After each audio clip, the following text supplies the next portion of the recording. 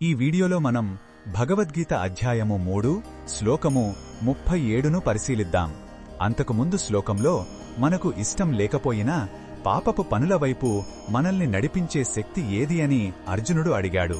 దానికి శ్రీకృష్ణుడు ఇప్పుడు సమాధానమిస్తున్నాడు. మొదటగా ఈ పవిత్ర శ్లోకాన్ని భక్తితో విందాం.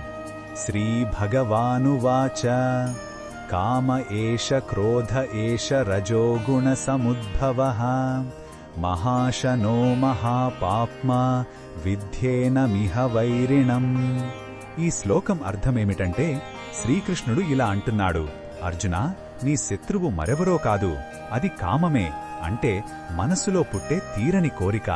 ఆ కోరిక నెరవేరనప్పుడు అది క్రోధంగా, అంటే తీవ్రమైన కోపంగా మారుతుంది. ఈ కామక్రోధాలు రెండూ రజోగుణం నుండి పుడతాయి, అంటే తీవ్రమైన ఆసక్తి, చంచల స్వభావం నుండి ఇవి వస్తాయి. ఈ కోరికకు ఎప్పటికీ తృప్తి ఉండదు, అందుకే దీనిని మహాశనః అన్నారు.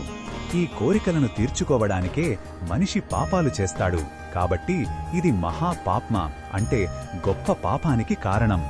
ఈ ప్రపంచంలో నీ అసలైన శత్రువు ఇదేనని తెలుసుకో అని భగవానుడు స్పష్టం చేస్తున్నాడు.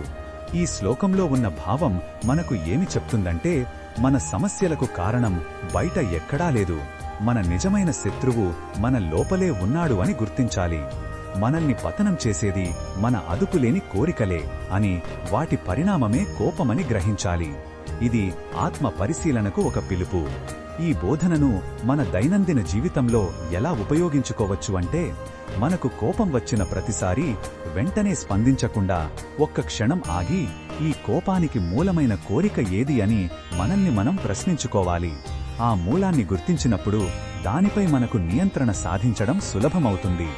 శత్రువును గుర్తించడమే విజయం వైపు మొదటి అడుగు. మరిన్ని భగవద్గీత శ్లోకాల అర్థాన్ని తెలుసుకోవాలంటే మా తదుపరి వీడియోలను తప్పకుండా చూడండి.